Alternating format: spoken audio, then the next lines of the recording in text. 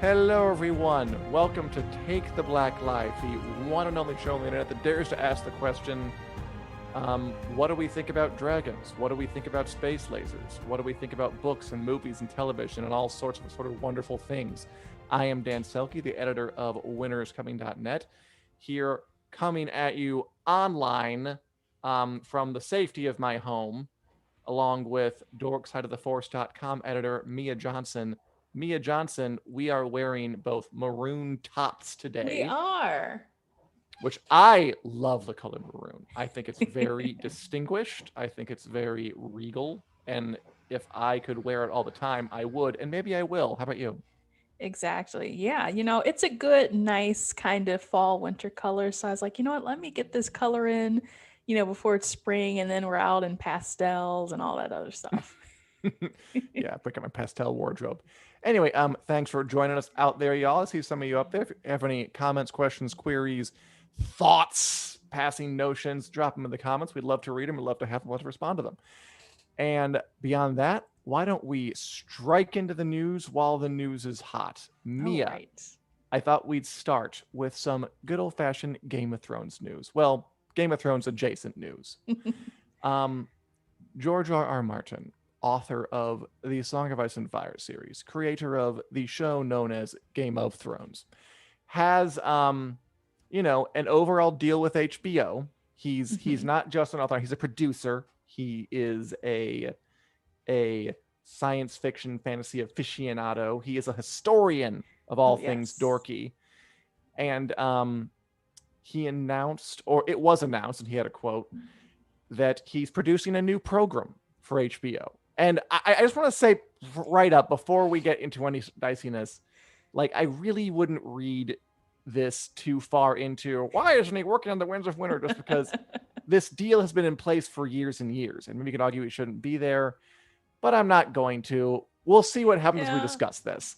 Basically, and I don't think it's not like it's going to be in the writers' room or anything. Like actually, like oh that costume's good, that actor is bad. Like you kind of want to stay with it anyway. Yeah. He is producing for HBO an adaptation of a novel by famed sci-fi fantasy author Roger Zelazny, who is best known for his Chronicles of Amber series, I believe, which I have not read, but I know of its reputation in the fantasy community, Okay. called Roadmaps for HBO.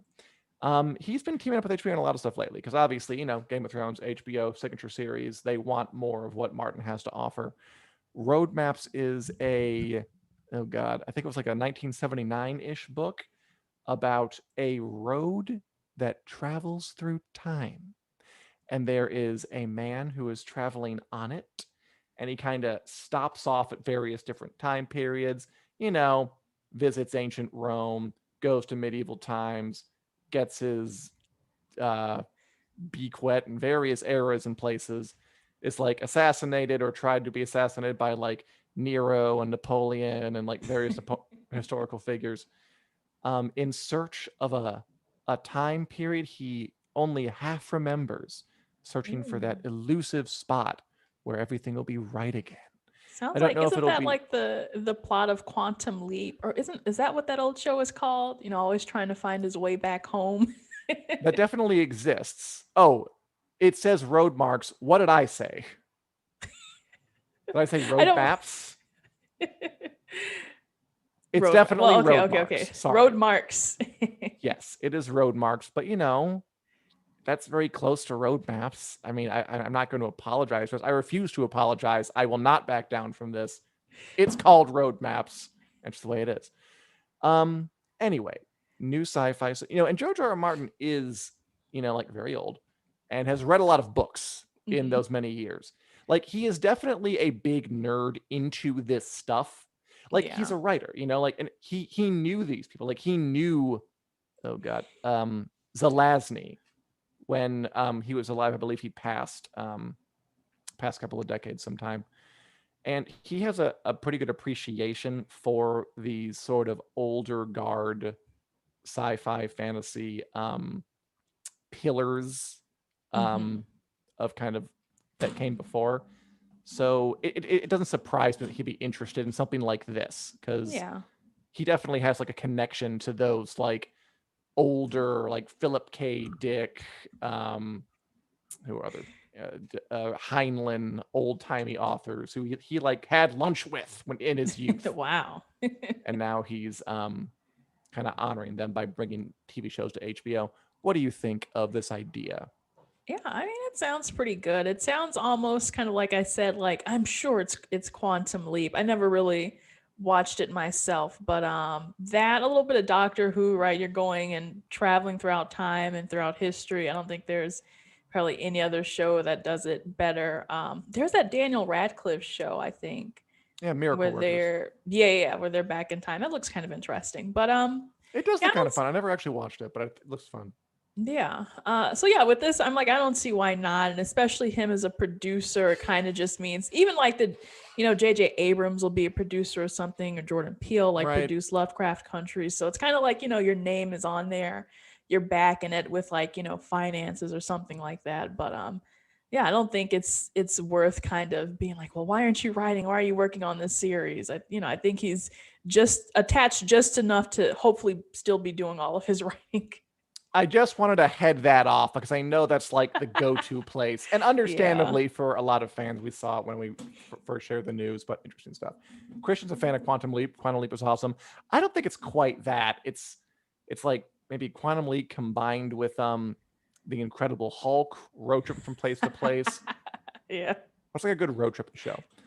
But yeah, I'd watch it. He's also it's something on the show he's working on too. He's also teaming up with Tessa Thompson to adapt for HBO again a much Ooh. newer sci-fi novel, Who Fears Death by Nnedi Okorafor, which is kind of like a set in like a post-apocalyptic Sudan where the Ooh. heroine has like magical powers to take down her sorcerer father. That's a much newer sci-fi book Yeah.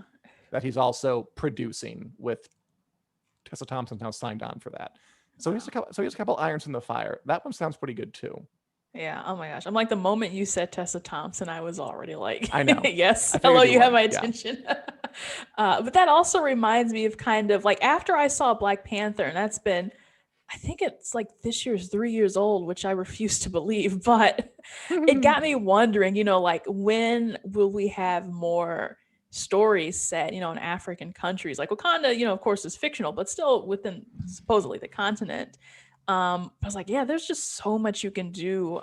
You've got this whole massive land on Earth that has basically just been kind of looked over, and there's stuff out, Asian mythology and Greek and all those things. I'm like, yeah, let's get some African mythology going, fantasy going in this area, and I think you can really do some great things because it's just untapped potential. I agree fully, and I have some more points about it that we will discuss right after we have a brief word from our sponsor. Come on. Take the Black Alive is provided. Support for Take the Black Alive is provided by Manscaped, the best in men's below the waist grooming, trusted by over 2 million men worldwide. Manscaped offers precision engineered tools for your sensitive grooming needs. Assuming you have them, because I know many of you don't listen to this, but if you do, and if you're interested in joining this very comfortable, easy breezy down there brotherhood, we have an exclusive offer 20% off plus free shipping with the code FANSIDED20 at manscaped.com. To illustrate, Manscaped was kind enough to send us some samples. We have the Manscaped Razor, which is what you use to make the magic happen. We have Manscaped Deodorant to make sure everything smells pleasant after the procedure. And finally, there's Manscaped Toner to make sure everything is toned. Get 20% off and free shipping with the code FANSIDED20 at manscaped.com. That's 20% off with free shipping at manscaped.com and use the code FANSIDED20. All right, yeah. There is... Thank you, Christian. I'll try for something different for next time. There is definitely I think like a groundswell of newer sci-fi fantasy authors who are doing things set in Africa. Like I just read a book. Oh God, I can never remember names when it's the most important to me. A couple of books called The Rage of Dragons Mhm. from the Burning trilogy by an author who I know grew up, I think, in South Africa, and they're African said. There are a bunch of kind of interesting ones on the way. We once did like a big slider on like kind of 10 top sci-fi books written by Black authors, and it got a pretty big Hmm, response. And there's a lot out there. And I feel like yeah. that is like a rising tide because I see a bunch of projects in the work about that. Who Fears Death being one of them. And yeah, I mean, it will be cool to get because fantasy can kind of get caught in like a medievally rut, like Yeah. medieval England, and sci-fi can kind of get caught in like a spaceships and lasers or else zombies. Yeah. And there are definitely not that like I mean I just said the book I read was called The Rage of Dragons. Like you can use dragons in your African fantasy book too, and that guy does. But one of the best things about it was like the like just a wholly different setting than what I was used to, and it was like that Yeah. was exciting in and of itself. So it's cool to see some other perspectives coming in, and I like that he's doing like here's a total old guard, like 79 old kind of writer, and now here's a brand new one who's doing something kind of new with it, and That's making cool. both shows out of it. Yeah. Yeah. Yeah, that seems really, really cool. They didn't say, so it's not, the show doesn't have like a home yet, does it? HBO, Oh, okay, it does. Okay, so it's like, it sounds like an HBO show. And like, yeah, yeah, it's Tessa HBO. Thompson has done Westworld, and so it kind of all That fits makes together. sense. Yeah. Yeah, so looking forward to that. And again, I mean, I think it's too early to tell if we should be mad at George R.R. Martin for not doing writing, or if it's just, I think they want his name because Game of Thrones is huge, so they want like to Yeah. put from producer George R.R. Martin, but he's Yeah. not going to be like in the nitty gritty or anything. Yeah. Here's someone Okay. to leave me alone. Anyway, that's all pretty interesting stuff. Looking forward to that. Also, I believe you want to talk about some superhero themed happenings around the world. Mia, what news from the Snyder Cut part of the internet? Yeah. Well, there was a Vanity Fair article that came out a couple of days ago. And I found it really fascinating. And a lot of people, this came on February 22nd. And I saw a lot of buzz about this article in particular because It was apparently it long. went, yeah, it was long. And apparently it went really in depth kind of in the story of Zack Snyder, what was going on with his life, around the making of this film, and then kind of how did we get to the Snyder Cut today? What's going on? And yeah, it had interviews with Zack Snyder, his wife Deborah Snyder, Ray Fisher, who's been all over the news as well. We talked about him, Mhm. and yeah, the biggest takeaway to me. Did you get a chance to read through the whole thing? I read through a lot of it. I did not read like deep read Yeah, every yeah, word. There was some skimming involved. yeah. Okay, yeah. So, well, the But biggest yeah, takeaway. I read the whole thing though, technically. Oh, okay. Did you do your homework, Dan?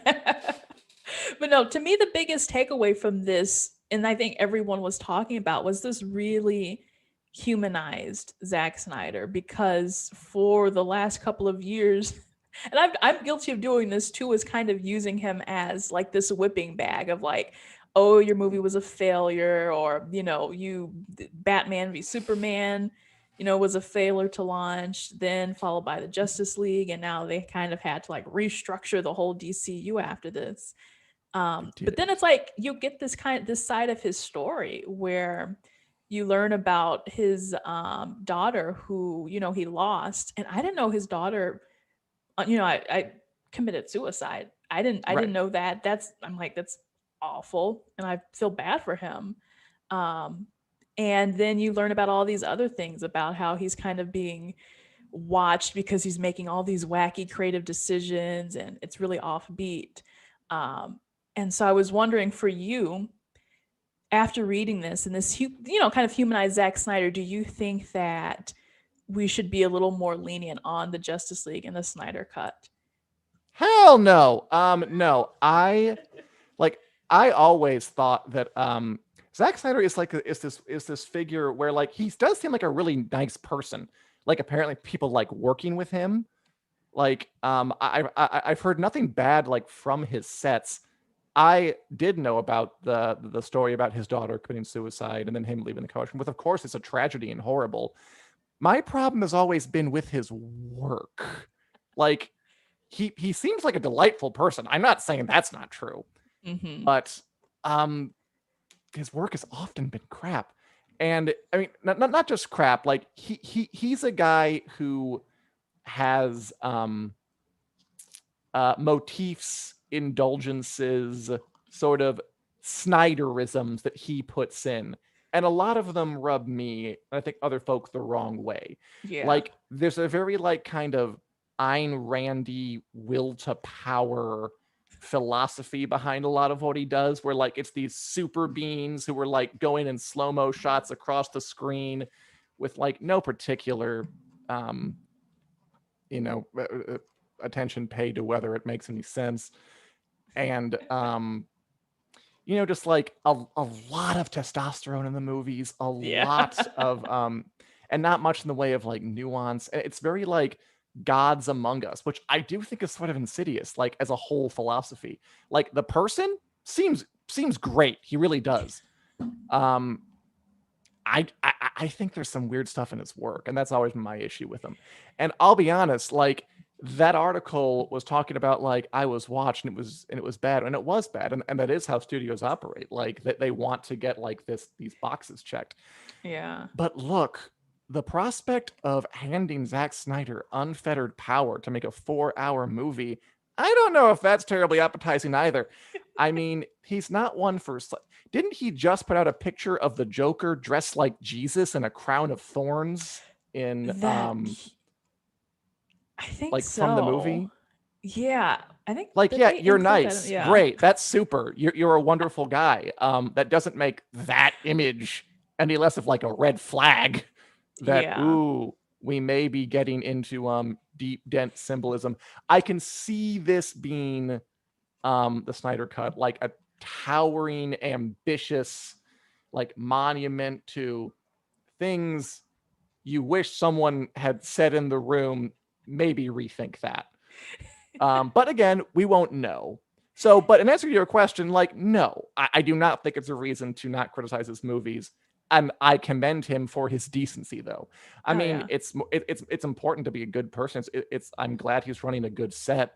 It's Mm-hmm. better than Joss Whedon, whose Oh work yeah. I do like, but apparently he's a terrible person on set. So, like, yeah, I'd rather have Zack Snyder working in the business than him.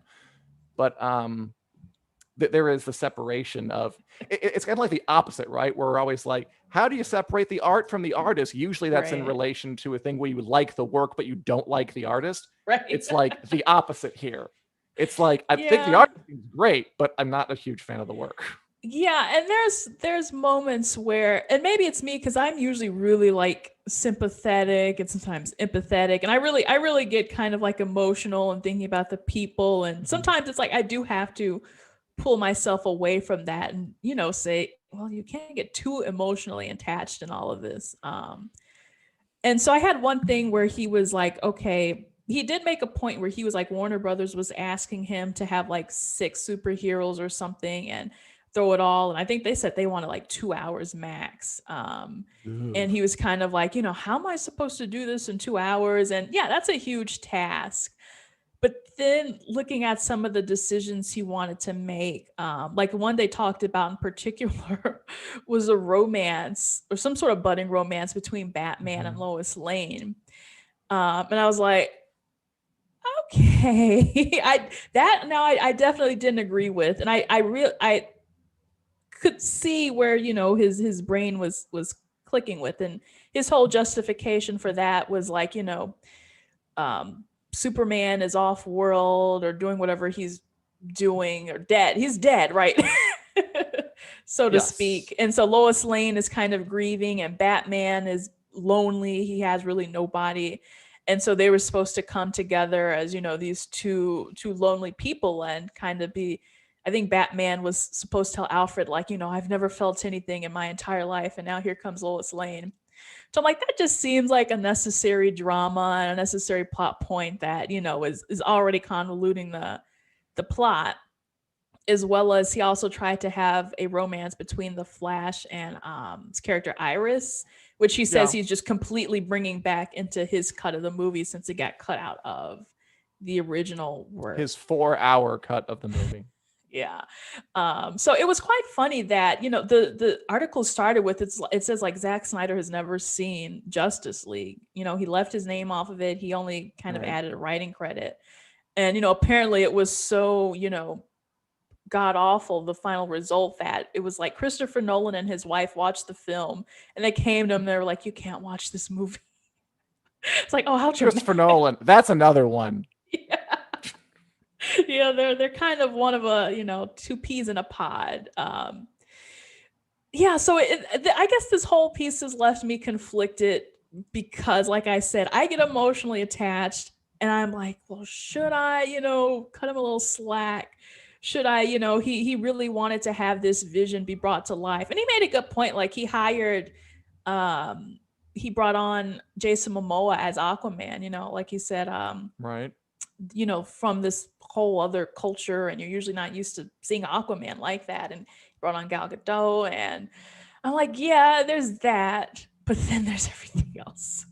Then there's Martha. I mean, Yeah. I feel like there's this narrative that's been going on for a long time since the say like release the Snyder Cut movement, where he's gonna turn in some masterpiece, and like I just don't see it. Like maybe it will be it, but traditionally, when you give someone who's already prone to indulging in their particular fancies just Mhm. unfettered power to do whatever, like that's a recipe for like a Hindenburg style movie. Like that's Wonder Woman 1984, where like maybe it should have been 2 hours. Maybe you should have cut some stuff because that was Yeah. boring.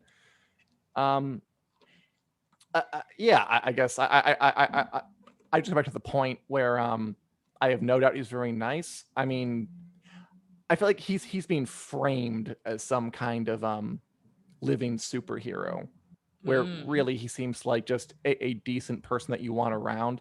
But yeah. I don't think that has any bearing at all on whether he's going to produce a movie I'm going Yeah. to want to There's watch. there's two interesting things. One more thing was that originally when Warner Brothers was kind of ready to cave and say, okay, we'll do, the Snyder Cut thing, what they had suggested was just taking all the footage that he had on his hard drive and kind of just releasing it and being like, all Mm-hmm. right, folks, here's the raw and edited footage. And I was like, come on, guys. That's just, to me, that kind of shows on both sides that there's still really no kind of understanding of how this should work. And even Zach was like, "Hey guys, I would just prefer this whole thing to be, a myth or like a mystery than to release it and it's unedited and and people are just like, yeah, this is just a piece of crap. There's no way this should have been released." So I am happy that he went ahead and just put in his own time Sure. to edit this and Oh, make it look okay. presentable. Like his own time and $75 million of Warner Brothers money. I mean, let's not go nuts here. Okay, yeah, yeah. So that was just one thing. It is going to be released in the 4:3 aspect ratio, which like the little boxy. And his justification was that so it someday it can be released in IMAX and you can. I was like, oh come on. Okay. Well, that's Yeah, so that was just another thing, but you'll feedback. be watching it on your widescreen TV as if it were an old timey movie. So that's one detail. But then finally, my favorite quote from this whole thing was just kind of talking about how Joss Whedon had came in and you think it's going to be all fine and rosy, and then he kind of blunders everything up. So this is a quote from the piece that says, "Worst of all, for Warner Brothers, Whedon didn't exactly save the movie." The quote goes, "When we got to see what Joss actually did, it was stupefying," says a studio executive who requested anonymity. I'll The bet he robber did. on the rooftop, so goofy and awful. The Russian family, so useless and pointless. Everyone knew it. It was so awkward because no one wanted to admit it. What a piece of it was. Oh, Yeah. I was like, wow, it really is a truly wild story. And I think it's more exciting to hear the kind of oral history of this versus even just seeing the movie itself. It has truly, truly been a wild sure. ride. And I mean, like I recall you said that you more or less enjoyed the movie, the original one. Um, I don't know if I can say enjoyed. I think it was just a movie that I was just kind of like, yeah, I'm watching this. I don't. Is it awful? Sure. I don't know, but yeah, I was like, it was And I just haven't watched it, by the okay. way, just Yeah. for Oh, lucky you. what? Yeah, I don't to know. me I it don't was need just to. okay. Definitely could have been better. But I think I'm still with you in saying 4 hours. I think A is overkill, and then B, I just don't know in the end how much of a difference it will make. But at least he But we seems don't like a know. yeah nice guy. We don't Zack know. Snyder though, he could be my I don't know. He could be like my. He's like 54. I was like, oh, could be my parent. So Sure. yeah, just a little He could be fun my parent fact. if he Yeah. if he had kids young. I think that quote's in bad taste. That feels like kicking someone when they're down and you know they can't really kick back. Like With Whedon. the anonymous Joss Whedon quote. I mean, look, Ooh. anybody who gets called in to a movie that is like 3/4 of the way being shot under a studio known for having demands, like no, you're not going to produce something that's like coherent. Of course not. Like it was never going to happen. Like I feel like a lot of this is like trying to boil down the problems and the solutions to simple things that it's just not the case. You're working with Yeah. tens of millions of dollars here in huge studios. Like they have demands. If it seems like Warner Brothers is the one who messed it up the most, just with the system they work in. It's Yeah. unavoidable, especially unless you're Disney, where you've like managed to figure out this perfect middle path through everything, Yeah. where there are all these competing demands on it. Like, yeah, that shows up in the final product. It just does. And I don't know. Maybe the final thing will be a work of genius. Maybe it will be the magnificent Ambersons found again, brought to life, and on all its old timey glory. It's as good as we all said it was. Oh man. I Yeah. doubt it, but we'll see on March 18th. Yeah. Yeah. I've got a great transition though if we want to move into the next topic because I was reading. Hit it. I told you last week or whenever we were talking about this, I forgot. I remembered that it was like Ragnarok had come out and Justice League had come out around the same time. Vanity Fair also pointed out because Justice League was supposed to be like their Avengers. 6 months later, Infinity War came out and completely blew 6 months them later, out of huh? the water. I was like, wow, they're really down in their luck. And like I said, now both Falcon and the Winter Soldier in this are coming out at the same time, so it's going to be a fight to see who wins. And I am excited to talk about some more Disney Plus stuff, though. Right about now. Yeah. WandaVision is still moving on. We got 2 episodes left, I believe. This was the 7th, I think. Yeah. Breaking the Fourth Wall, that was called. All TV related, very fun. All right, yeah, let's chat about WandaVision a bit because to me, I thought this episode was where a few of the things I'd been fearing started to look like they were going to come true. Remember last week when I said my biggest fear about WandaVision was that they were going to pull some punches and make it so Wanda wasn't fully responsible for what's going on? Because to me, there have been 2 hugely daring things they've done. First is the format, throwing us into the deep end of the sitcom stuff and not telling us what's going on. Really, really daring, really, really cool. Like, not always successful. Like, I didn't really laugh at a lot of jokes, like, especially as it went on. Some of them I did, but like not all of them. But I did really appreciate the ambition and the difference, and I liked being just kind of going with the flow and see what happened. The other daring thing was they were turning like the title character into the villain.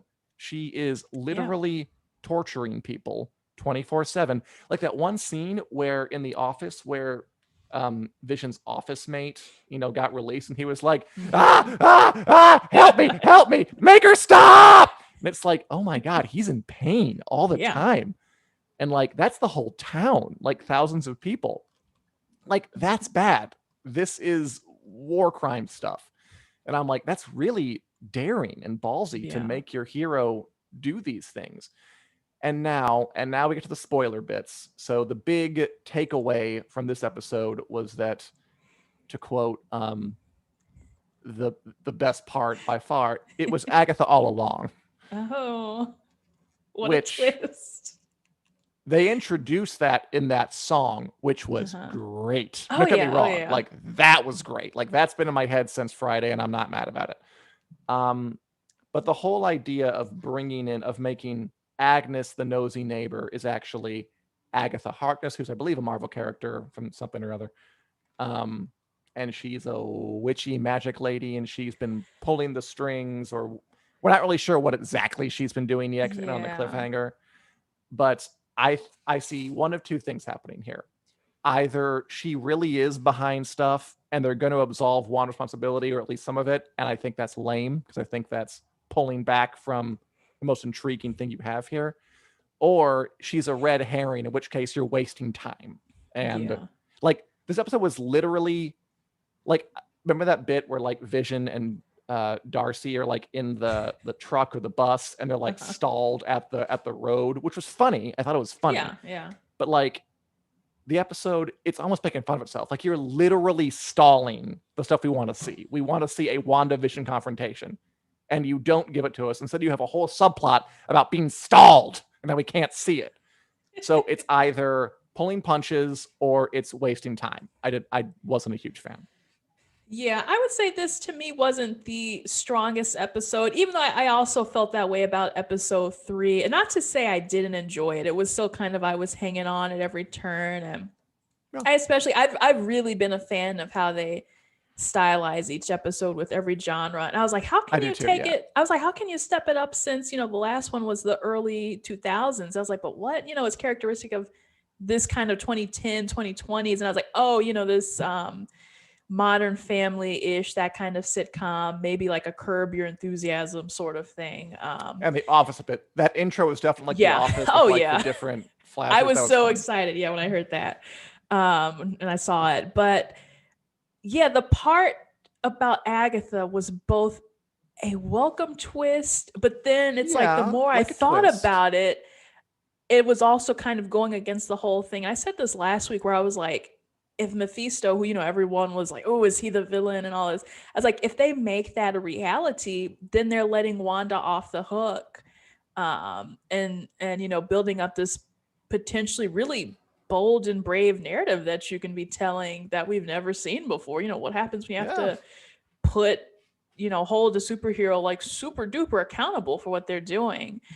I would have been And impressed. it's yeah, and it's like the Agatha thing is really, if it is, I think that it's the final kind of twist. Like you said, we've got 2 more episodes, so I think that we've kind of reached the conclusion of what's going on, maybe aside from what her motivation is.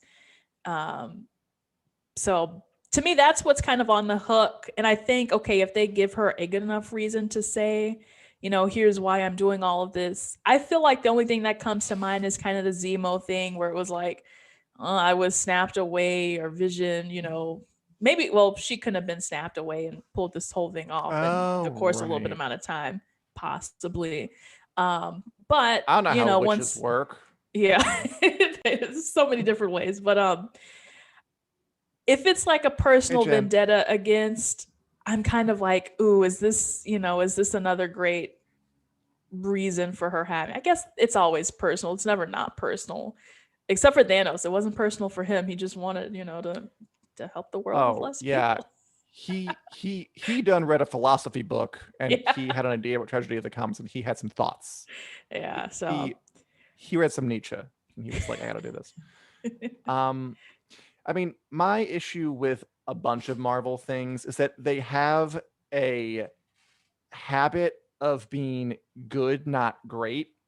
Like they have a habit of I said this before, like it's almost like they're not allowed to be too good ooh, because being really, really good means you have like a conclusion that says something uh and huh, you're going to take something all the way.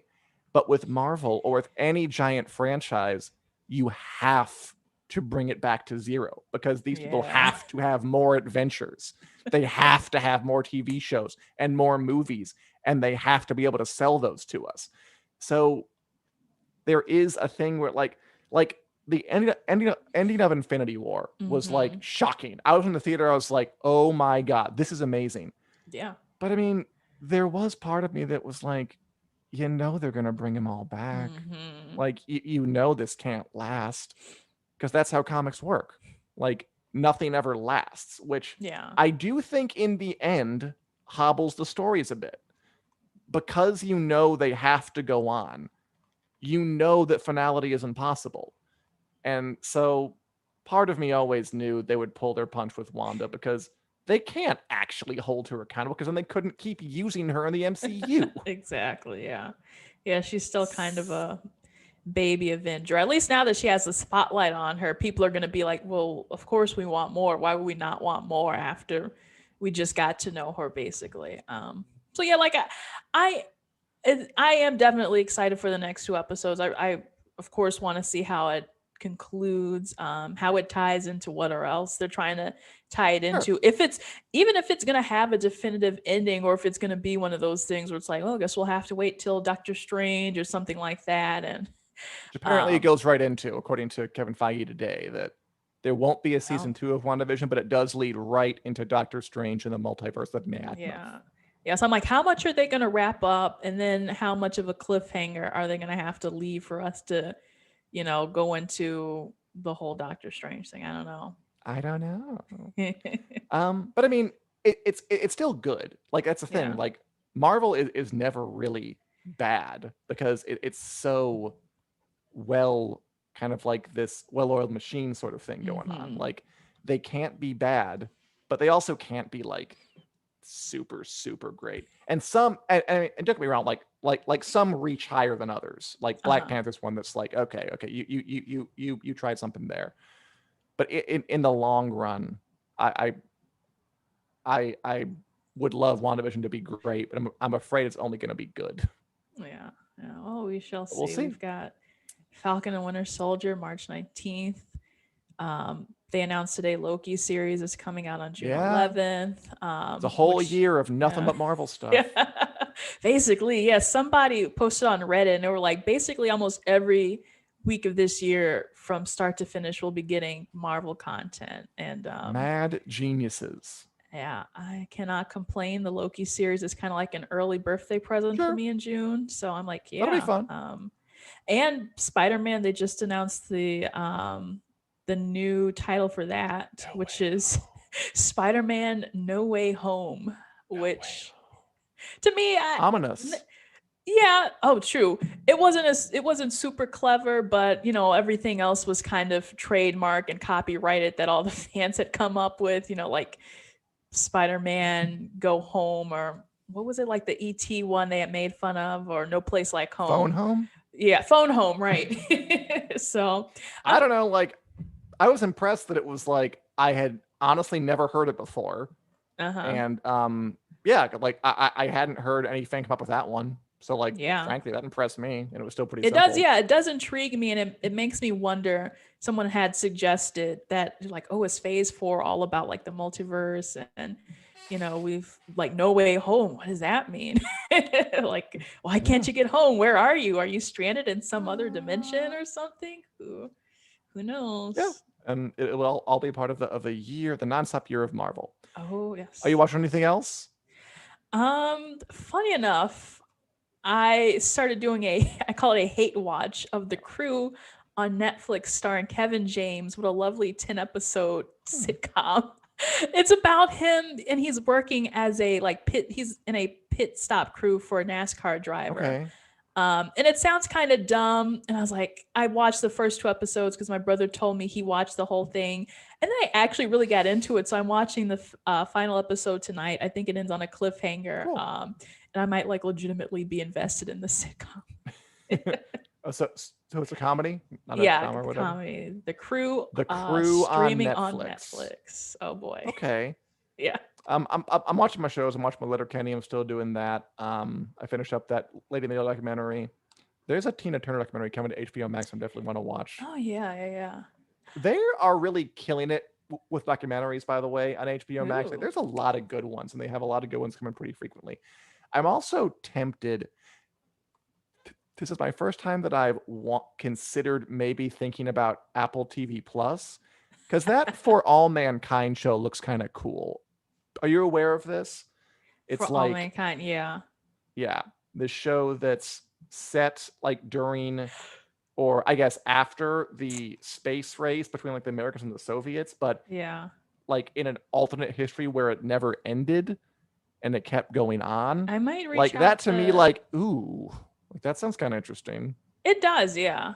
I was gonna say you might maybe want to reach out to Apple because they're always Apple TV. They're always in my inbox about that stuff, and they have plentiful screeners for people who want to view it, and they have lots of interviews too. So if that's ever of interest on WiC, they might come through or at some point.